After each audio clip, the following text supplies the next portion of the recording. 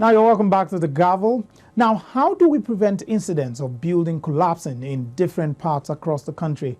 This is a question which the House of Representatives is trying to find answers to. The House organized a public hearing on the composition and pigmentation of cement quality with a view to check the cases of building collapse in Nigeria. At the hearing, the President of the Council for the Regulation of Engineering in Nigeria, Mr. Ali Kazim, recommended a very stiff penalty for quacks involved in the construction of any collapsed building across the country. Let's find out what he recommended. The Council for the Regulation of Engineering in Nigeria, COREN, has recommended death penalty for quacks involved in the construction of any collapsed buildings across the country in the bid to end the recurring cases of building collapse in Nigeria. The President of COREN, Ali Kazim, made the recommendation at a public hearing at the House of Representatives on the composition and pigmentation of cement quality with a view to check the cases of building collapse in Nigeria. He said cases of collapsed buildings should be made a criminal offense and advocated stiffer penalties for quacks in the construction industry. He also called for the quality assurance test for all cement manufacturing companies in the country. In his presentation to the lawmakers, the Engineering Regulation Board said several measures are already in place to check the practice of engineering and construction in the country, while lack of enforcement and lenient sanctions have given rise to recurring breaches. But what we have found over the years is that it appears that owners of some of these buildings that fail are so strong that government has been unable to bring them to go. We have had cases of collapse in Lagos. We even advocated at the time, and I want to re-advocate here that this committee, in the course of the operation, that they could make a law. Under our laws in Nigeria today, if you drive your car and you hit somebody and kill, they charge you for manslaughter. In the first place, you didn't manufacture that car. You're only a user. You don't even know anything about the car except that to drive. Yet you are held accountable. But here is a case where somebody knowingly will use the wrong people and wrong materials and construct structures that will fall and kill people, and they are charged for nothing.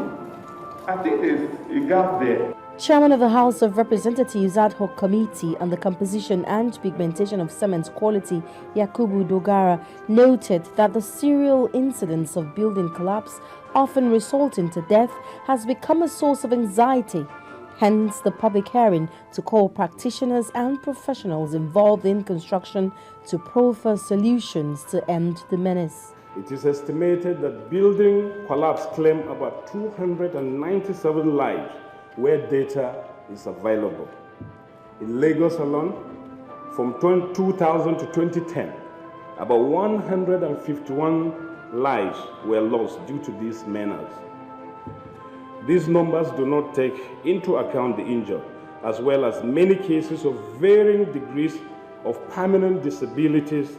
Material losses, if properly quantified, would be in billions of naira. Deputy Majority Leader of the House, Leo Ogo, said Nigeria is way behind track in construction when compared with other countries with whom Nigeria stood on same level in the early 70s, but who have made substantial and enviable progress over the decades.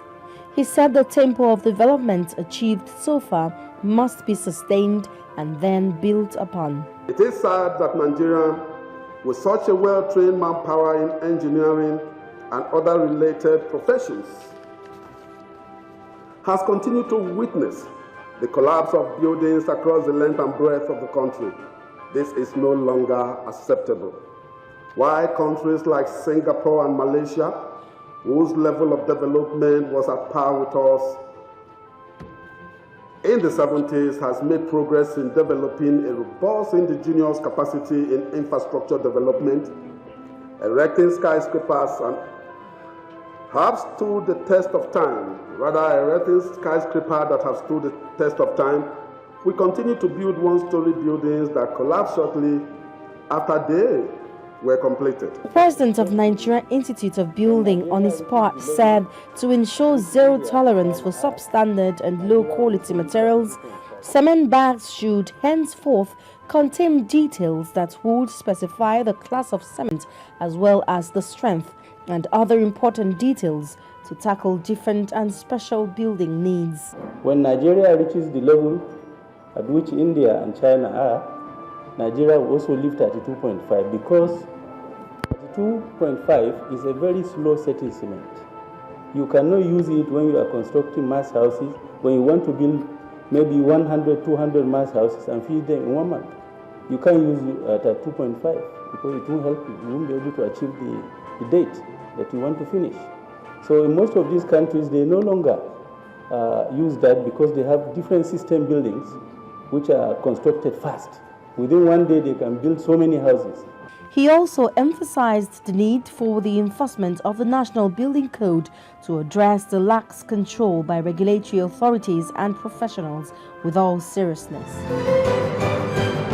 Now, this is where we draw the curtain for this week's edition of The Gavel, but do share with us your thoughts on any of the issues discussed on the program through our email address, thegavel@channelstv.com.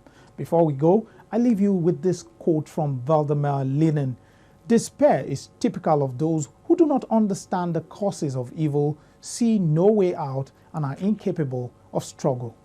Thanks for staying with us, and see you again next week.